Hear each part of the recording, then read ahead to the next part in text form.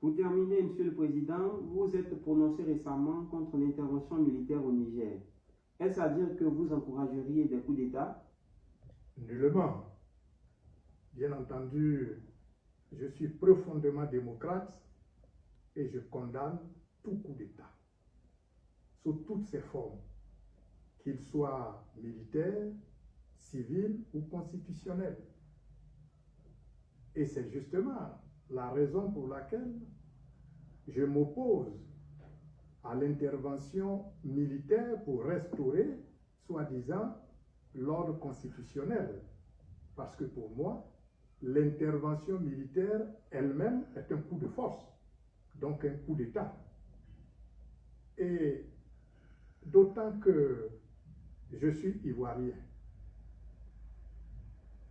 et je sais ce que c'est que l'intervention militaire pour la restauration de l'ordre constitutionnel.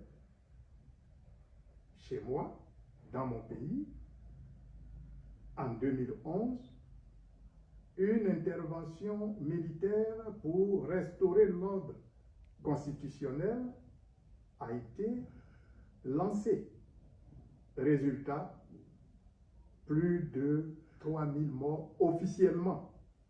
Mais nous savons qu'il s'agissait bien de plusieurs milliers de morts. C'est fort de cette triste et malheureuse expérience que je me suis permis d'interpeller le président de la République. Et je voudrais profiter de votre micro pour non pas m'adresser aujourd'hui au président de la République, mais plutôt à son entourage, à ses proches.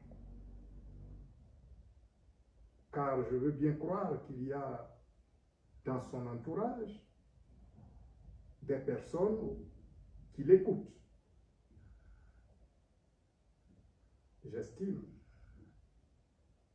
que la Côte d'Ivoire a une histoire, que la Côte d'Ivoire a un statut,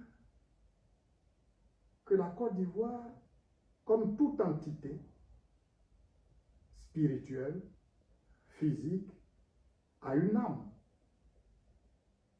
Et l'âme de la Côte d'Ivoire s'accommode mal de toute entreprise violente.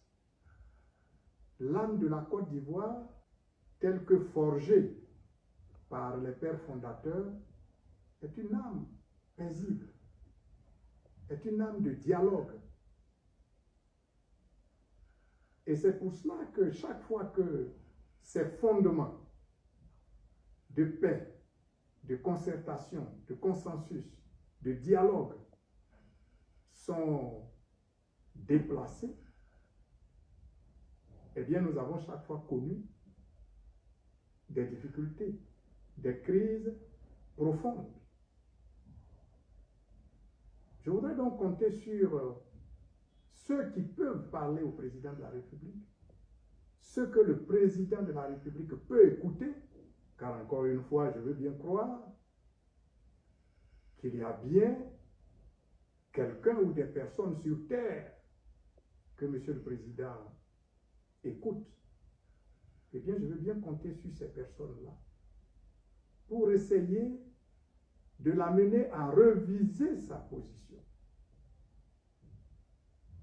Je ne crois pas que ce soit élogieux et honorable pour la Côte d'Ivoire et pour le peuple ivoirien d'entendre sur les télévisions internationales des reportages des journalistes disant que dans la salle pour discuter de cette question d'intervention militaire, notre président, le président de la République de Côte d'Ivoire, était méconnaissable, tellement il était en colère, présentant notre président de la République comme un battant-guerre. comme celui qui porte cette décision d'intervention militaire.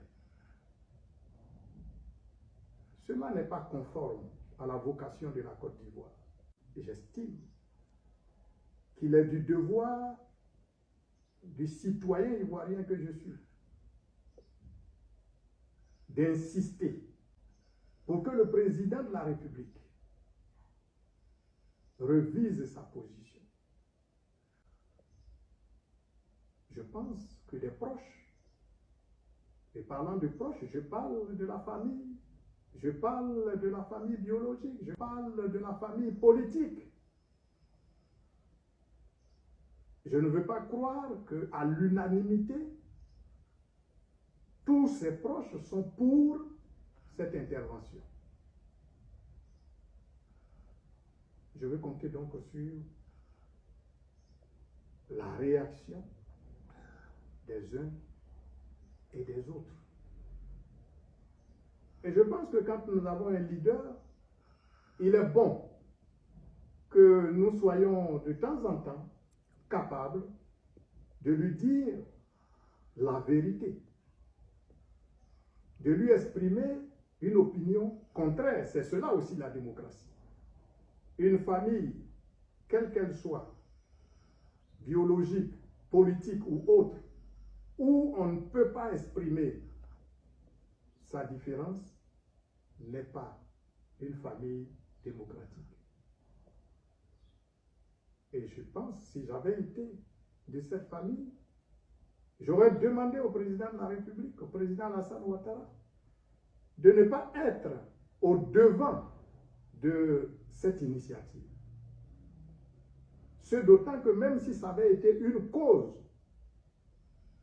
il y a, je pense, un profil et des personnes indiquées pour porter des causes. En l'occurrence, pour la question des coups d'État, j'aurais dit, si j'avais été un de ses proches, j'aurais dit, Monsieur le Président, vous n'êtes peut-être pas la meilleure personne pour porter cette cause.